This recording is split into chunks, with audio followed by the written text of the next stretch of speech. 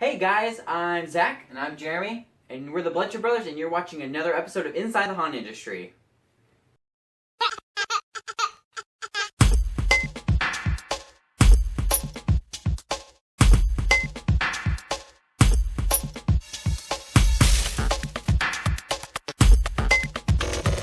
So in this month's episode of Trending, we are going to be talking about kind of what I think is a sensitive subject in the haunt industry. And are we making, is it like I don't really think, maybe we're making it a sensitive subject? I don't want to say like it's a big deal, but it might be. I don't know. No, it is a big. I think it is a big deal.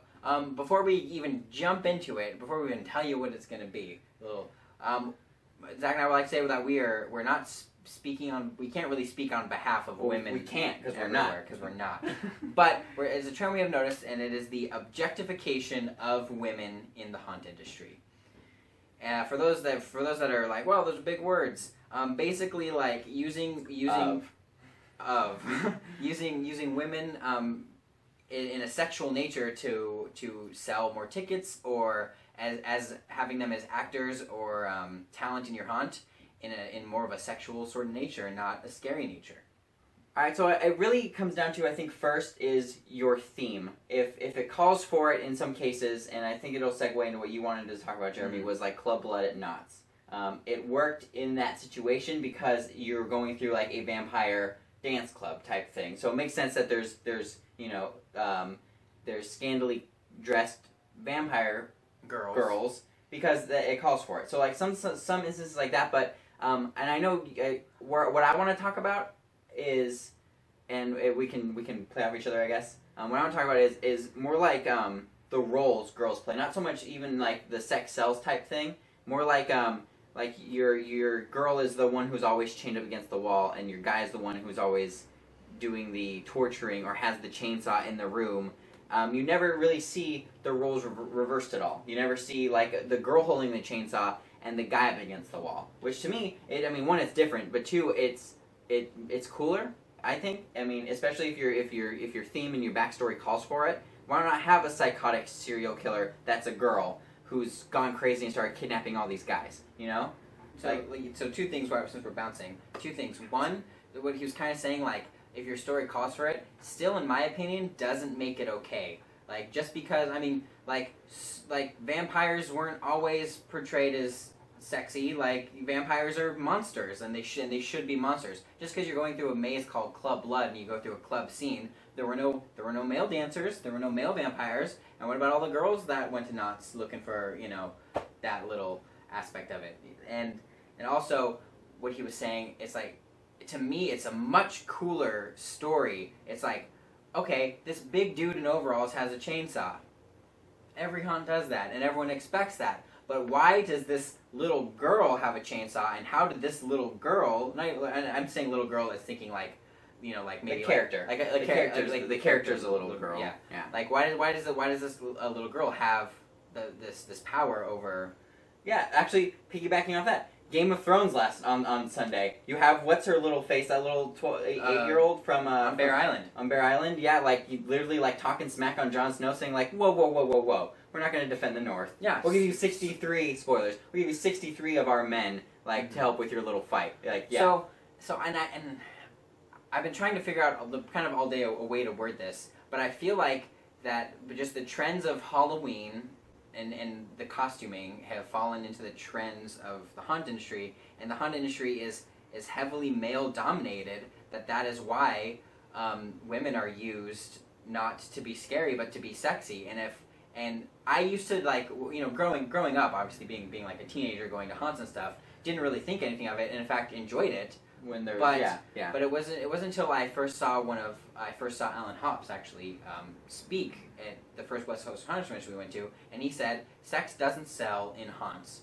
The minute you have someone, a guy or girl, start thinking about sex, you have them out of the story, out of the moment, and they are impossible to scare and nearly impossible to bring back into the story. It's really and fun. That to me was just like, hit me so hard. I was like, oh my god, what did it do? It was genius. So from then on, any haunt we did, if there was a girl, and then they were like in charge of their own costume or something, like, because we kind of give our actors, that freedom. well, our old actors that freedom, because we had 100 kids, know, so it's like, oh, like I'm gonna be a cute clown with like a low cut shirt and a tutu, or like a clown in a corset, and like you can see my little ruffle underwear. yeah, No. no, like that is not scary. That is too cute and sexy, and You're a teenager. yeah, you're a teenager, but then you know it just and then it opens up all these windows for guests to start acting inappropriately to your actors, and so it's like, so that's my opinion on it.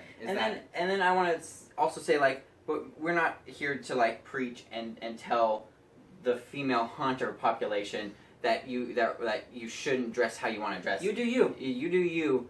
Boo. Is that what they say? Yeah, I don't know. That's what the kids That's say. what the youth say. You do you. I mean, obviously it's your body. You can do what you want with it. It's your haunt. You can do what you want. Yeah. I have always felt, especially in running our own haunts and going to them now, that I mean, obviously besides women being people just like men, but girls have a different energy and aspect about the characters they can portray that guys can't do necessarily, and vice versa. The potential women have to be scary, I feel, is untapped in a way, because they're just being used as like, oh, let's have a sexy zombie over there, or let's have him be a victim over there. Let's have you know, a girl chained to a wall over there, and even if they're fully covered and you have a girl chained to the wall. We've seen so many men go through haunts being like, oh, like, you know, like I would have tied you up too or some shit.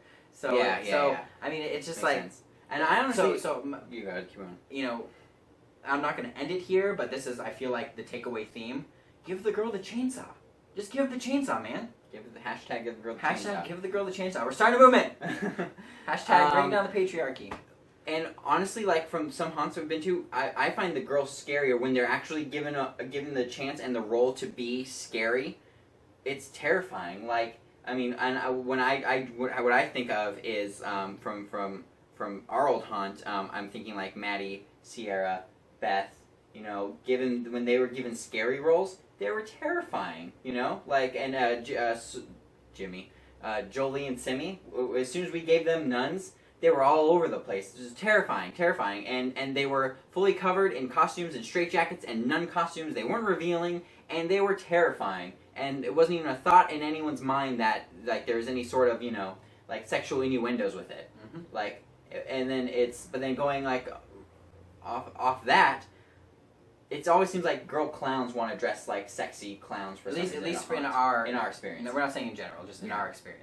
Our experience, and that's when it's just like, no, that's not what a clown or a female clown would wear in our opinion, and it doesn't work, and people think that for some reason, like that clowns can dress however they want because they're clowns. Yeah, and I think it just goes back to, and we're not going to dive too deep into it, but the trends of Halloween in general, with the costuming, with what guys wear versus what girls wear, and the options of costume. And like, well, you know, you want to dress like a slutty Freddy Krueger, even though you're dressing like a pedophile technically.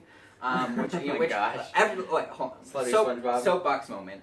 Anytime I see someone dressed as slutty Freddy Krueger, it's like, do you not know his backstory? You are literally dressed as a girl version of a slutty. You're a pedophile. That's what Freddy does. That's a whole other episode. So the point of that is, I think because of what is sold at Party City, the general public looks at and thinks that is what is going to be in the haunt industry, because Halloween and haunt are synonymous. So I hate that you maybe have a young girl going to a haunt and they are bitten by the bug like the rest of us, and they go through something where girls are just being sexualized or objectified, and they think like, oh, I can't be a part of this because I don't think I'm that sexy, or I can't be a part of this because I'm not comfortable with that. Or they're like, oh man, I really loved this really scary thing over here, but I don't think they'll let me do this really scary thing because there's no other girls doing really scary things. And that to me, like, I don't even know this girl, this made up girl, that's heartbreaking to me, is that someone may be turned off to our industry as a whole because of something like that. So, so when we took our sister to a Scary Farm for the first time, and years ago, and she went through Club Blood with us, and thankfully, like, it didn't become a thing, but it very well could have. And now that I think about it too, and not to talk crap on Knots at all, but that whole era when we were there, like, you had Club Blood, you had the Doll Factory, you had the Labyrinth, and you had Terror of London. All the girls, not all of them, but like a good chunk of them, all had some sort of sexual vibe to it. You had like a brothel worker or like a vampire that was like hissing at you and trying to bite you, but they looked good looking and they were all like low cut and stuff, and yeah. So, but we're not trying to pick on Knots. We love Knots. We love the work they do. It's one of our favorite things to go do every year. We literally go every year. But we're just mentioning them because what they do, in my opinion, sets the trends for what happens in Southern California in the haunt industry as a whole. Like they're the big, them and Universal are the big players. Yeah. For haunt in Southern California. Yeah, and so Marissa's goes off one of the scary girls too. Mm-hmm. But yeah, and I was thinking too, something we did in the home hunt too. I think of the last year we did a home hunt in 2010. We had girl victims and guy victims too. Like I don't even think we were thinking like that. But remember we had Vicente chained up, like underneath that butcher table, and like he's literally like had like the guts in his stomach, and he's just like because our backstory was a serial killer. It didn't specify who he was kidnapping, who his victims were, and to us it was scarier to have both. That he was so insane that because like a lot of serial killers, especially in haunt, it's like for some reason they just like to go after girls. I guess that makes sense too. But I mean, serial killers tend to go after women, like historically speaking, but still, like I don't know. Hashtag give her the chainsaw, right? Yes. Hashtag give her the chainsaw. You know another good one? Lydia from, if you guys watch our normal channel, not our normal channel, if you guys watch our channel, The Bloodshed Brothers, and you watch our haunt videos, we have an actress, her name is Lydia. She plays a character called Sweetheart. And she's doing an impression. I can kind of do an impression of her. She's a clown. She walks around with a sucker normally. But her shtick is she's overly excited to meet you and she's happy. I mean, she's creepy and she's weird, but she's like kind of that comic relief. She's like this tall. Yeah, she's a little thing. So she come up, she goes like, "Hi, my name's Sweetheart. I'm so excited to be here." And then she'll run off. And it's not scary, but it's funny. But one night we gave her a chainsaw, and it was, so now you have her not changing much character-wise, but scaring the pants off people because she's making that same, but she has a chainsaw running up and down the line scaring people. So, like, case in point, how you, like, literally just hashtag give her the chainsaw changes your character completely. Change your Lydia from little sweetheart to sweetheart with a chainsaw, instead of sweetheart with the sucker. So, seriously.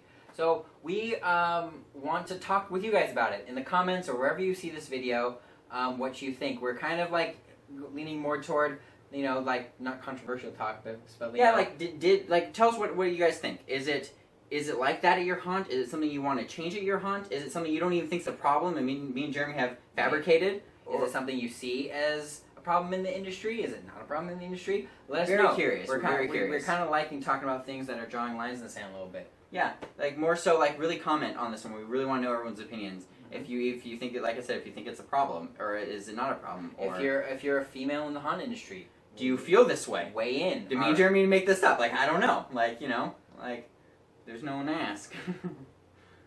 Yeah. Well, I think that'll be it for us. So I'm Zach. I'm Jeremy. We're the Bloodshed Brothers. We hope you stay scary, and we will see you next time on Inside the Haunt Industry. Hashtag trending. Hashtag give her the chainsaw.